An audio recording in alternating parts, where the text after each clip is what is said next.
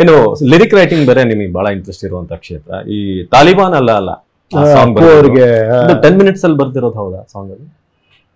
ಅಲ್ಲ, ಅದು ಅದೇ ತರ ಆಕ್ಚುಲಿ. ಏನಂದ್ರೆ ನನಗೆ ಏನೋ ಸಾಂಗ್ ಬಂದು ಈ ತರ ಬರಿಬೇಕಂತ ಚೆನ್ನ ಅವರು ಫಸ್ಟ್ ಟೈಮ್ ಅಪ್ಪು ಅವ್ರು ಮಾಡ್ತಾರೆ. ನನಗೂ ಅದೇ ತರ ಫಸ್ಟ್ ಟೈಮ್ ಅಪ್ಪು ಅವ್ರು ಮಾಡ್ತಾರೆ. ನಾನು ಏನೇನೋ ಬರೋದು ಚೆನ್ನಾಗಿರಲ್ಲ.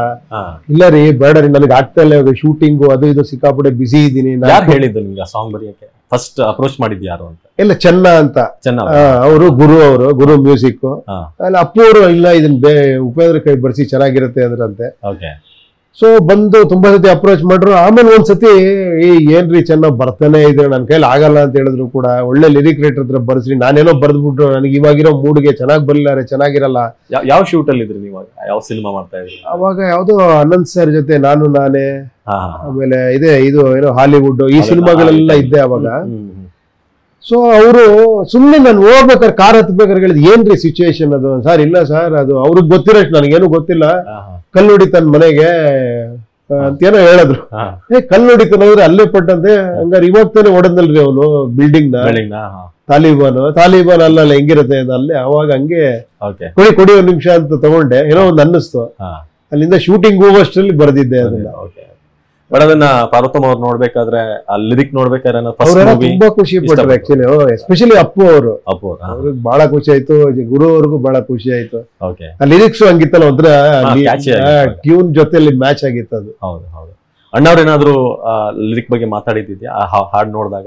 ಇಲ್ಲ, ನಾನು ಆತರ ಹೋಗಿ ಯಾವತ್ತು ಅದ್ರ ಬಗ್ಗೆ ಮಾತಾಡಿಲ್ಲ.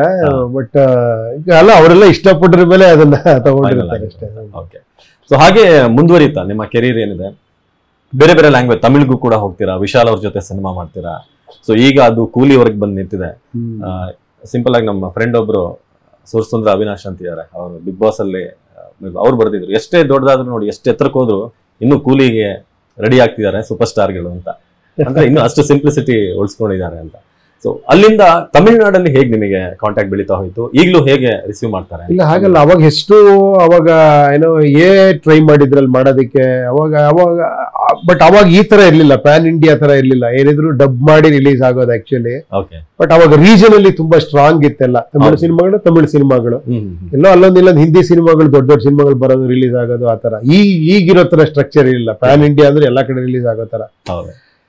ಸೊ ಅದೇ ತರ ಆಕ್ಚುಲಿ ಅವಾಗ ಗೊತ್ತಾಗುತ್ತಲ್ಲ ಆರ್ಟಿಸ್ಟ್ಗಳು, ತೆಲುಗುಲಿರೋರು, ನಮ್ಗೆ ತಮಿಳಲ್ಲಿ. ಇವಾಗ ಮಲಯಾಳಂ ಇಲ್ಲಿ ಫಿಲಂ ರಿಲೀಸ್ ಆಗಿಲ್ಲ, ನಮ್ಗೆಲ್ಲರೂ ಗೊತ್ತು, ಪೃಥ್ವಿ ಅವ್ರಿಗೆ ಗೊತ್ತು, ಮಮ್ಮೂಟಿ ಗೊತ್ತು, ಮೋಹನ್ ಲಾಲ್ ಅವ್ರಿಗೆ ಗೊತ್ತು, ಆತರ.